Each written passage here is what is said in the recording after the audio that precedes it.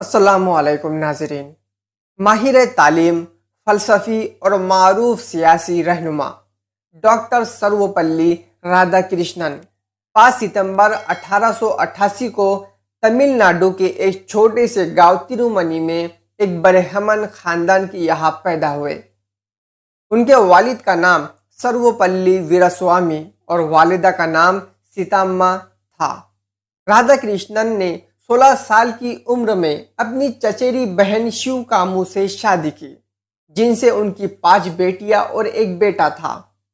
Doctor Radha Krishnan کا بچپن ترومنی گاؤں میں ہی گزرا۔ وہیں سے انہوں نے اپنی تعلیم کا آغاز کیا۔ مزید تعلیم کے لیے ان کے والد نے انہیں کرسچن مشنری انسٹیٹیوٹ کے لوتھرن مشن اسکول تروپتی میں داخل کرایا، جہاں وہ 1896 سے 1900 تک مقیم رہے۔ سن 1900 میں ڈاکٹر سروپلی رادھا کرشنن نے ویلور کالج سے تعلیم حاصل کی۔ اس کے بعد مزید تعلیم کرسچن کالج مدراس سے مکمل کی۔ انہوں نے 1906 میں فلسفے میں MA کیا۔ 1909 میں رادھا کرشنن کو مدراس پریزیڈنسی کالج میں فلسفے کا استاد بنایا گیا۔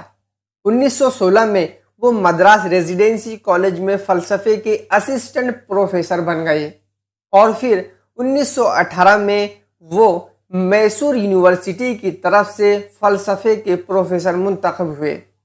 اس کے بعد وہ انگلینڈ کی آکسفورڈ یونیورسٹی میں ہندوستانی فلسفے کے استاد بن گئے۔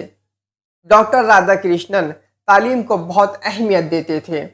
تعلیم کی طرف رجحان نے انہیں ایک مضبوط شخصیت عطا کی تھی۔ جس کالج سے انہوں نے MA کیا، اسی کالج کا وائس چانسلر بنا دیے گئے، لیکن ڈاکٹر رادھا کرشنن نے اسے 1 سال کے اندر ہی چھوڑ دیا اور بنارس یونیورسٹی کے وائس چانسلر بن گئے۔ اس دوران انہوں نے فلسفے پر بہت سی کتابیں بھی لکھی۔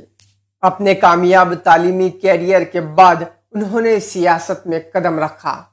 جب ہندوستان نے آزادی حاصل کی تو سوویت یونین کے ساتھ ایک خصوصی سفیر کے طور پر سفارتی کام انجام دیے۔ 1947 سے 1949 تک آئین ساز اسمبلی کے رکن کے طور پر بھی کام کیا۔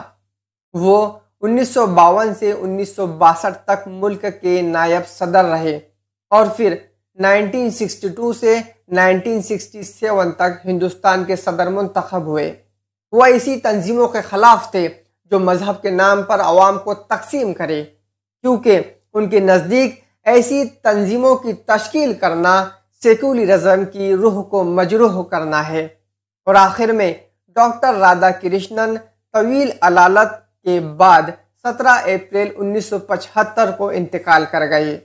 تعلیمی میدان میں ان کی خدمات کو ہمیشہ یاد رکھا جائے گا، اس لیے 5 ستمبر کو یوم اساتذہ منا کر ڈاکٹر رادھا کرشنن کے لیے احترام کا اظہار کیا جاتا ہے۔